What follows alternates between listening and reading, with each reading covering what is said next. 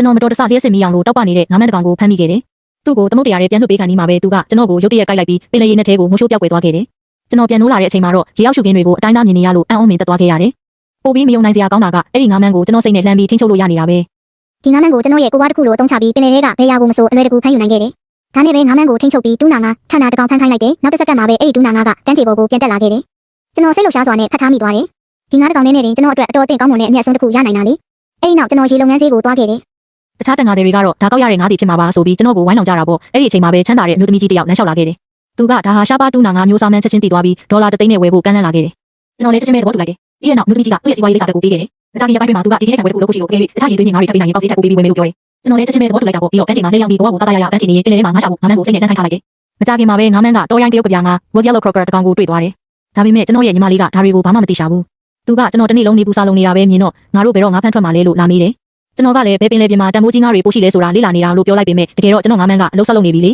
။ဒါကိုမြင်တဲ့တခြားတန်ငါတွေကလည်းကျွန်တော်ကိုလူပြင်းဆိုပြီးလှောင်ကြပြန်တယ်။ကျွန်တော်ကတော့ဂရုမစိုက်ပါဘူး။မကြခင်မှာပဲတရုတ်ကပြားငါးတကောင်ကမ်းခြေပေါ်ပြန်တက်လာတယ်။ငါ့ကိုအိတ်ထဲထည့်ဖို့ညီမလေးကိုချက်ချင်းလမ်းခေါ်လိုက်တယ်။ငါတို့ဘာမှမလုပ်ရသေးပဲငါကကမ်းပေါ်သူ့အလိုလိုရောက်လာတာကိုမြင်တော့သူလည်းအံ့ဩမင်သက်သွားခဲ့ရတယ်။နောက်တော့ကျွန်တော်အယောင်းဝယ်ဈေးကိုပြန်သွားတဲ့အခါချမ်းသာတဲ့အမျိုးသမီးကြီးကအိတ်ခံပွဲအတွက်ဟင်းချက်စရာကုန်ကျန်းတွေအတွက်စိတ်ပူနေတာနဲ့သွားတိုးတယ်။ဒါနဲ့ကျွန်တော်လည်းအနားသွားပြီးခုနကဖမ်းမိထားတဲ့တရုတ်ကပြားငါးကိုပြသလိုက်တယ်။သူကမြင်ချင်းသဘောကျသွားပြီးတကောင်ကိုဒေါ်လာ3000နဲ့ဝယ်မယ်လို့ကမ်းလှမ်းခဲ့တယ်။ဒါပေမဲ့အနားကငါးပွဲစားတစ်ယောက်ကဝင်ရှုပ်တော့တာပဲ။ကျွန်တော်ကသူ့စီးပွားရေးကိုလာပိတ်တယ်လို့ဖြစ်နေတာမြင်တော့သူကတမင်တကာပဲမင်းမငါးတကောင်နဲ့ရှိတာပါအမျိုးသမီးကြီးရဲ့အိတ်ခံပွဲအတွက်အနည်းဆုံးအကောင်30လိုလာပြလို့နှောက်ယှက်ပြောဆိုခဲ့တယ်။ကျွန်တော်စကားအများကြီးမပြိုင်တော့ပဲညီမလေးစီဖုန်းလက်ဆက်လိုက်တယ်။မကြခင်မှာပဲ3ပြီးလက်တစီဈေးတွေကိုမောင်းဝင်လာခဲ့တယ်။ငပွဲစားကနှာခေါင်းရှုံပြီးကြည့်နေပေမဲ့ကျွန်တော်အုပ်ထားတဲ့အဝတ်ကိုဖယ်လိုက်တဲ့အခါမှာတော့တရုတ်ကပြားငါးတွေပြည့်ဖြစ်နေတဲ့လဲကိုကြည့်ပြီးသူ့ဆွန့်သွားခဲ့ရတယ်။မျိုးသမီးကြီးကတော့အရန်ချိန်နဲ့သွားပြီးအားလုံးကိုတကောင်ဒေါ်လာ3000လုံးနဲ့ချက်ချင်းဝယ်သွားခဲ့ပါတယ်။ဒီလိုနဲ့ပဲကျွန်တော်ရဲ့ငါးမန်းအကူအညီကြောင့်တရက်တည်းနဲ့ဒေါ်လာ1 သန်း1 မီလီယံရှာနိုင်ခဲ့ပါတယ်။အကယ်၍တင်ကဒီဇလန်လေးကိုသဘောကျတယ်ဆိုရင် subscribe လုပ်ထားဖို့မမေ့ပါနဲ့ဦး။နောက်တစ်ခေါက်ကျရင်ပိုပြီးစိတ်လှုပ်ရှားဖို့ကောင်းတဲ့ကဘာရီစီခေါ်ဆောင်သွားပေးပါဦးမယ်။